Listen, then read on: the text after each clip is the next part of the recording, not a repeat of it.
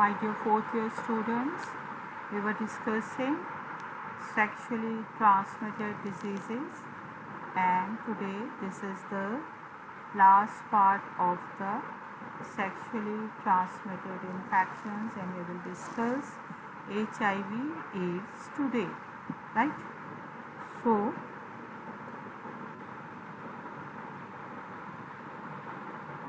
HIV, human immunodeficiency virus. HIV/AIDS is acquired immunodeficiency syndrome. As you all know, it's a fatal disease and it's caused by a retrovirus. This virus is called as human immunodeficiency virus or HIV virus. This virus breaks down the immune system of the body, so the victim, he becomes vulnerable to a host of life-threatening opportunistic infections. Plus, there are so many neurological disorders or unusual malignancies, so a lot of complications they occur when the person is infected with human immunodeficiency virus. Problem statement: it was recognized in 1980 as an emerging disease, and now it has acquired globally a pandemic state. According to the rough estimates, because we are not aware about the actual picture because of the secrecy which is kept, and because the people, they are reluctant to seek medical advice, so we are not aware about the exact figures. However, 50 million, more than 50 million people, they are living with it, and almost half of this figure people, they have died from AIDS.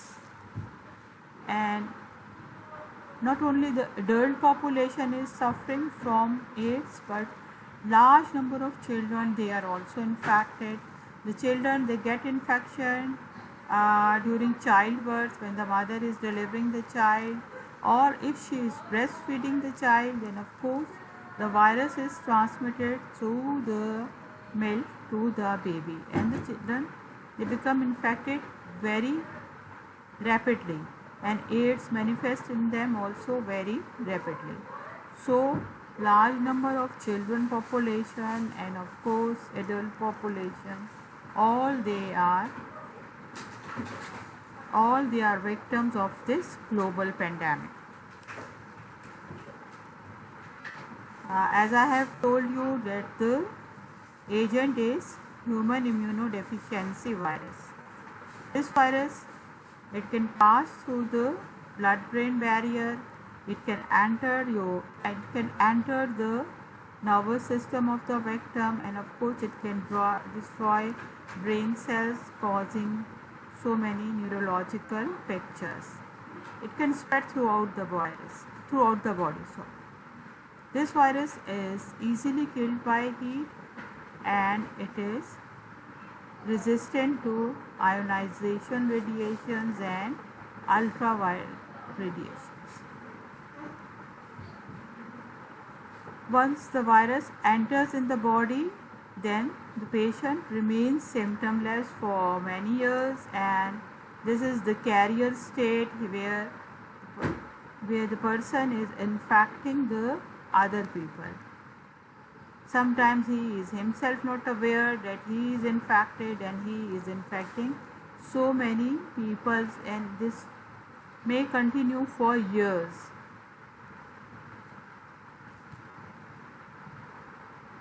Reservoir of infection: the cases, they act as a reservoir of infection, as well as the carriers, they act as a reservoir of infection, because the person gets infected and the virus, it remains in the body throughout the life.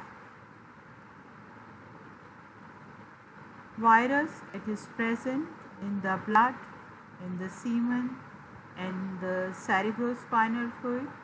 In these three body fluids is present in very large concentrations. This is the source of infection.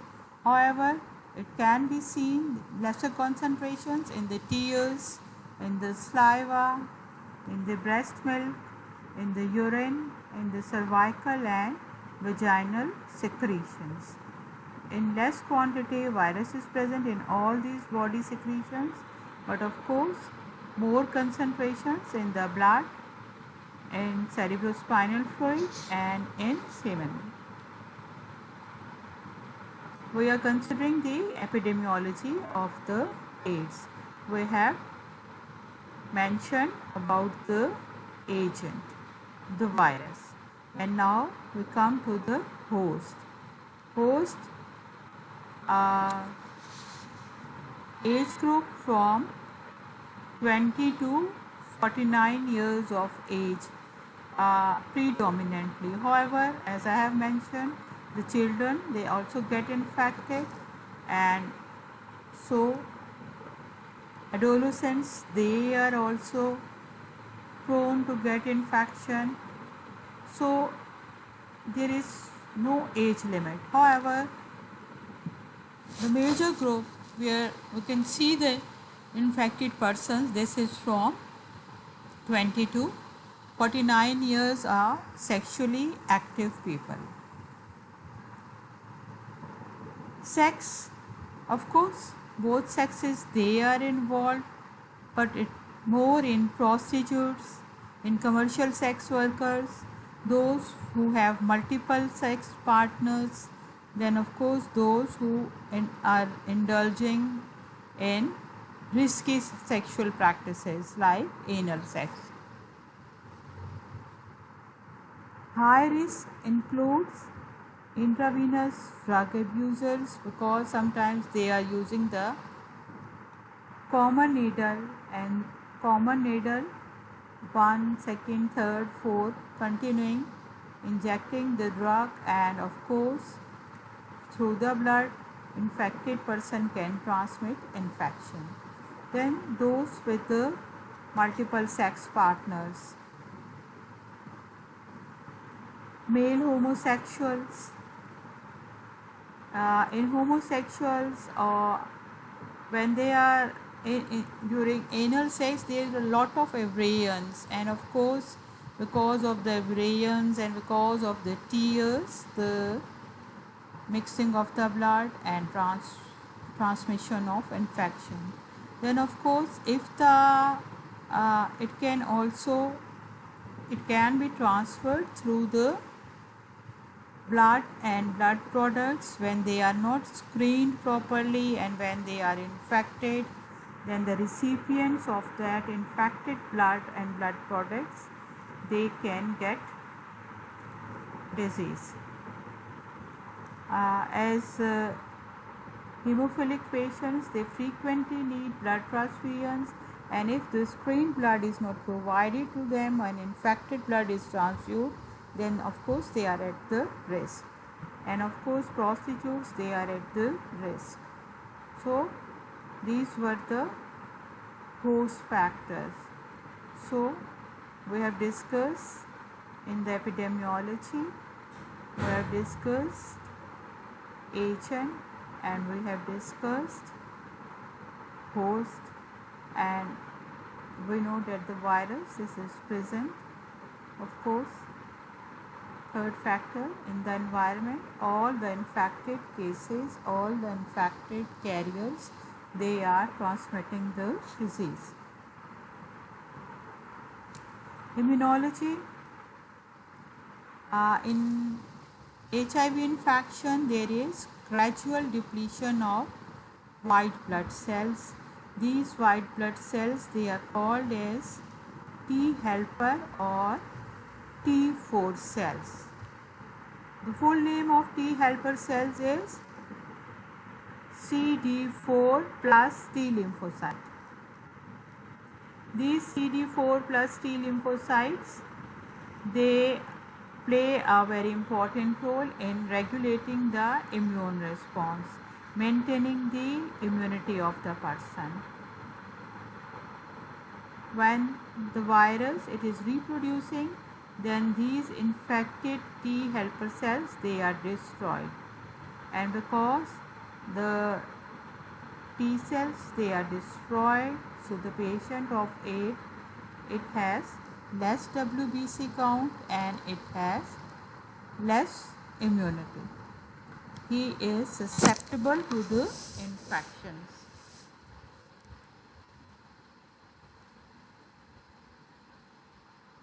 Mode of transmission of this virus, positive virus, it is transmitted from one person to the other person through, there are so many routes of transmission. Number one is, of course, the main unprotected heterosexual route. This is the main mode of transmission. Heterosexual route with an infected person or partner. Then, of course, unprotected sex, penetrative sex between men and men, because, of course, homosexuals, because of the tears, the disease is transmitted. Injected drug abusers के अंदर then blood, unsafe blood transfusions through this, and of course vertical transmission from the mother to the child during delivery or because of the breastfeeding. Problem statement. The disease, it was first noticed as an emerging disease in 1980, and then of course it has then, after 1980, it has rapidly established itself throughout the world, and because of its spread, its rapid transmission, it is likely to endure and persist well into the next century also.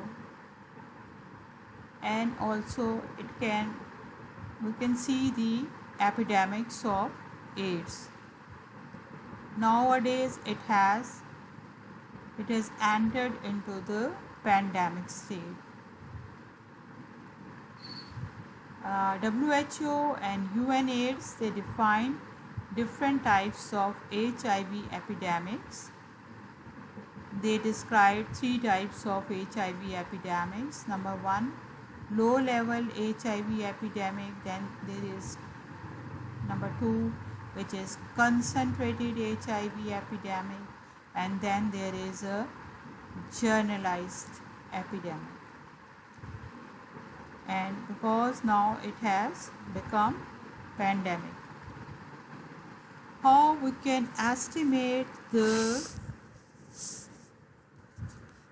HIV infection among the adult population?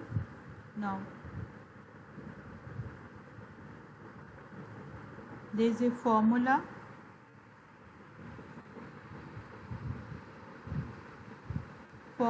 For monitoring the trends and to assess that how rapidly HIV infection is increasing or decreasing over the time period in different groups and in different areas.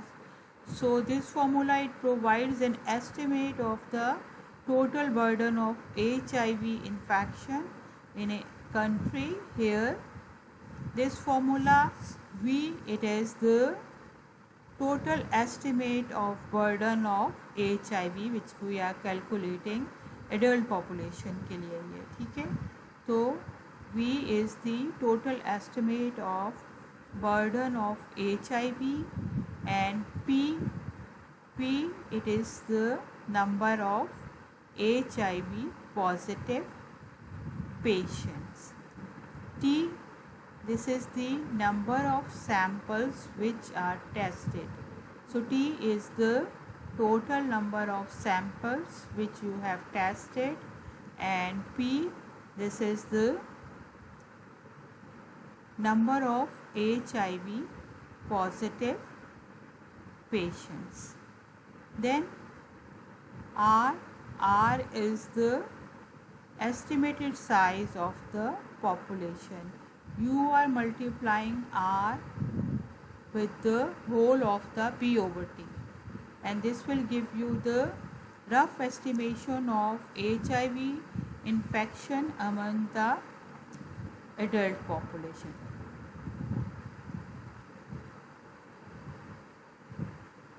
It depends how much accurate figure we get.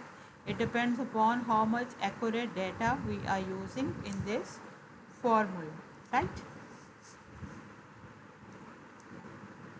So because of its rapid spread and because it is reaching to a pandemic state, it has become a very great major public health problem, especially in the SAARC countries, Southeast Asian region of WHO. It is the second most effective region in the world, Southeast Asian region.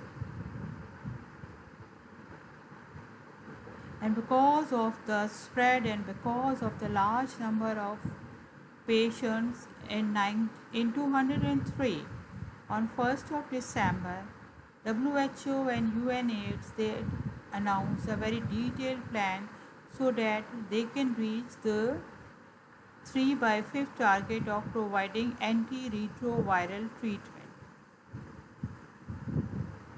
Antiretroviral treatment to 3 million people who are living with HIV in the developing world, and they thought that in 2005 they will achieve their target. On 1st of December, this is marked as AIDS Day.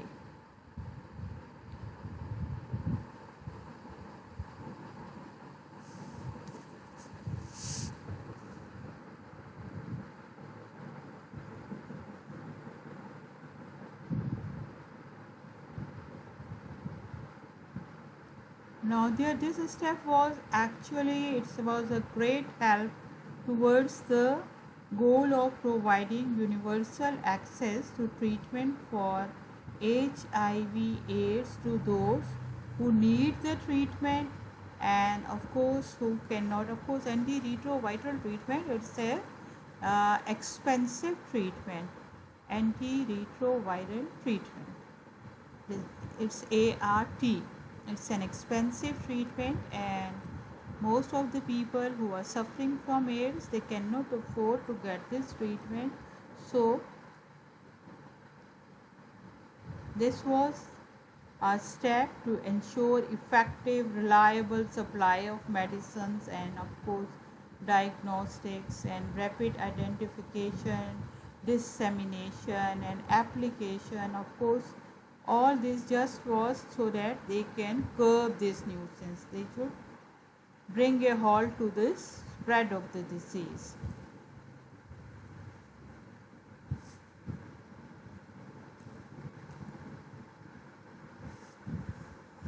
When the disease is full-fledged and when the immunity is low, then of course the person is prone to so many infections. These are called as opportunistic infections in the AIDS patients. And of course, these opportunistic infections, they again cause a increased burden on the health system, on the, of course, on the economical resources of the person, family, जो भी है. एक उसको बीमारी थी, एक ही was taking the anti retroviral treatment और दूसरे नंबर पे जो अपॉर्चुनिस्टिक इन्फेक्शंस हो गई. Now he has to treat them also, and in them tuberculosis, it comes on priority, and then of course there are bacterial respiratory diseases, then there are enteric infections. Among the viruses we see herpes simplex infection, then varicella zoster infections, and among the fungi it is candidiasis. So large number of opportunistic infections, they are taking place. Why? Because the immunity is low, because the T T helper cells, they are reduced. T4 lymphocytes, they are reduced. So because less number of these cells, and of course the person is prone to get the opportunistic infections. People with AIDS, they tend to have low white blood cell count, as I am mentioning it, and a decreased ratio of T helper or T suppressor cells, and this is, of course, this is an indirect indicator of reduced cellular immunity. Now, how the person will manifest the clinical manifestation? There are four. We have divided them, the clinical manifestations, into four stages. Number one is the initial infection with the virus and development of antibodies. The person is infected, he has got the virus, and the antibodies, they are developing within his body. Now number two is the asymptomatic carrier state.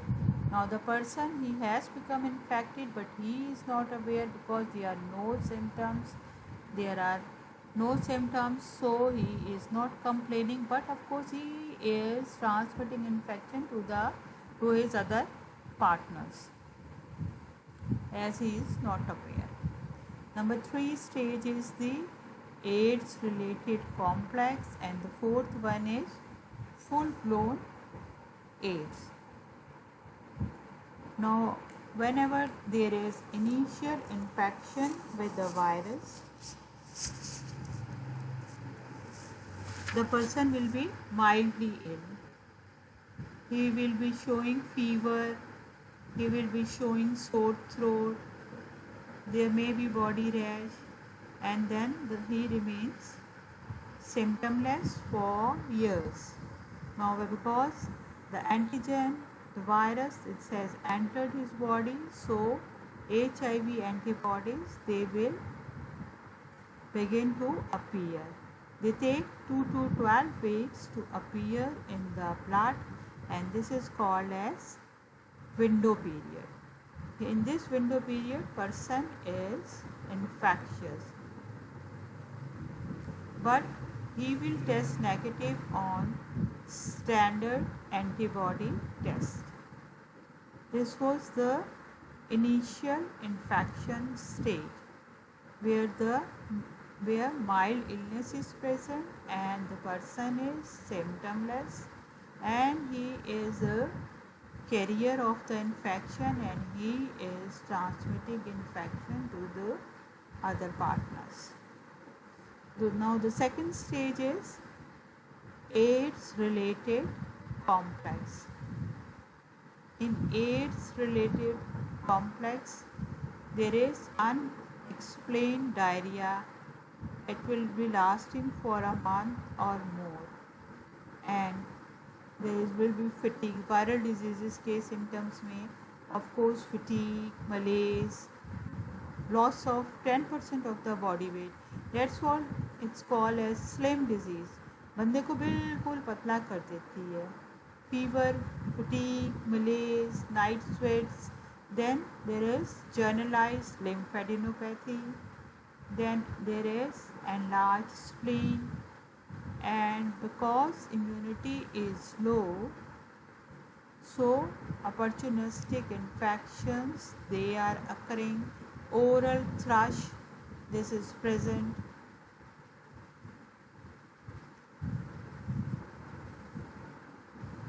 And AIDS, this is the end stage of HIV infection.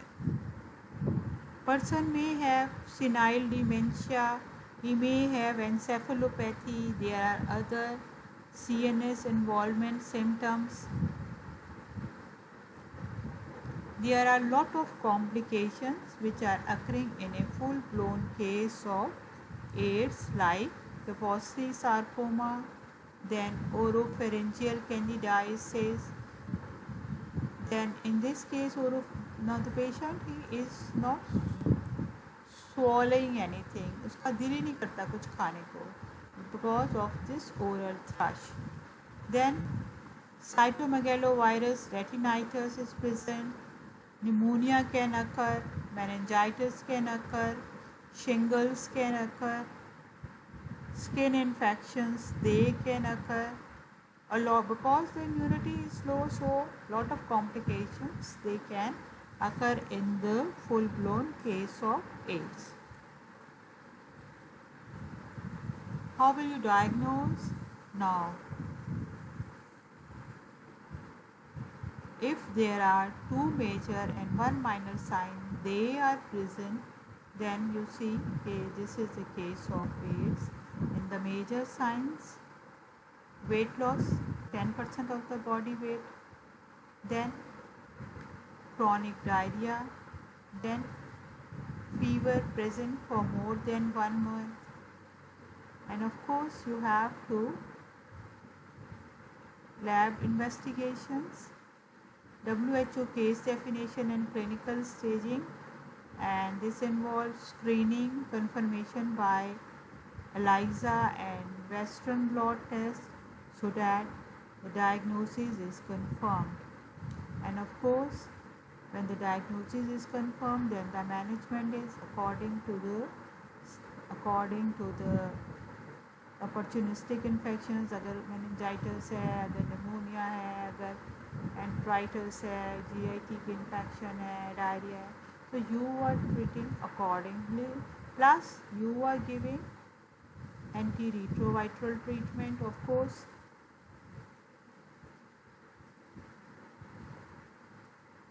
Now comes the prevention, and in the prevention on priority is health education. You have to educate the public, give awareness to the community, give awareness to the people about the safe practices of sexual interaction. Safe practices, especially they are motivated to use condoms. And when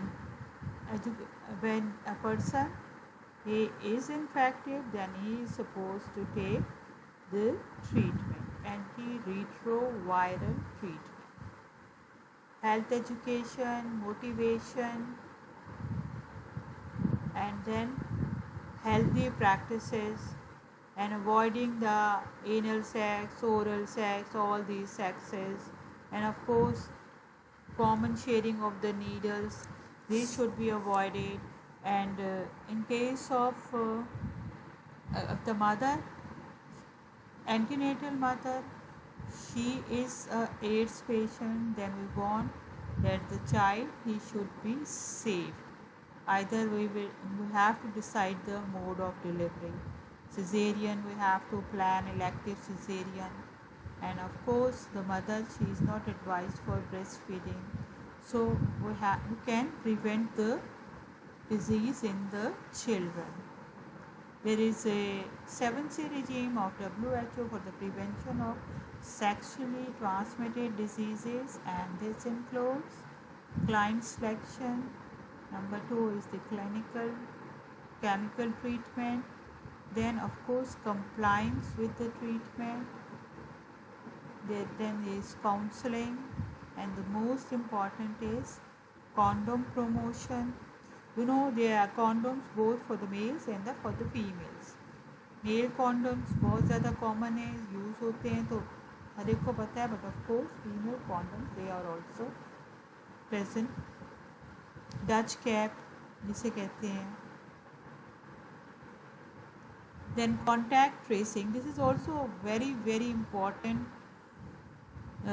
point from the prevention point of view, because we have to trace all the contacts of the infected person, and simultaneously we have to treat them, otherwise the infected person he will be infecting so many.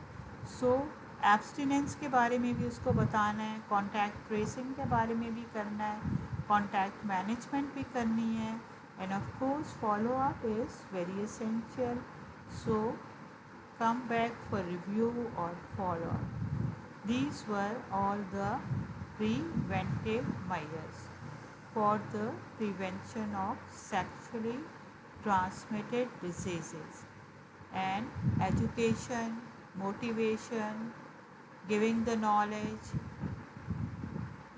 ABC कहते हैं. A stands for abstinence, B is be faithful to your partner, and C is condom promotion. A, B, C.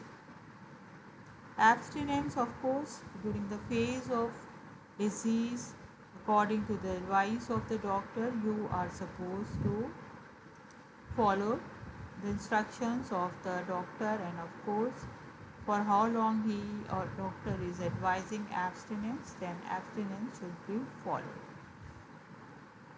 Be faithful, single partner, no multiple partners, not going to commercial workers, and then safe sex practices, of course, and family planning methods, they should be used like condoms. Very effective. दो purposes सर्व कर रहा है ना. एक तो ये कि आपको ये बचा रहा है, एक फैमिली प्लानिंग का भी कर रहा है, और दूसरा एड्स और सेक्सुअली ट्रांसमिटेड जितने भी डिजीज़ हैं उनसे भी बचा रहा है. End of course prevention is better than cure. Always remember, prevention is better than cure. So this finishes your sexually transmitted diseases chapter. I have an assignment for you, and you are supposed to do this assignment, and then of course we will see. Any questions regarding this or the other? शुरू में हो चुके हैं सारे के सारे lecture. If you want to ask any question, you are most welcome to ask, right?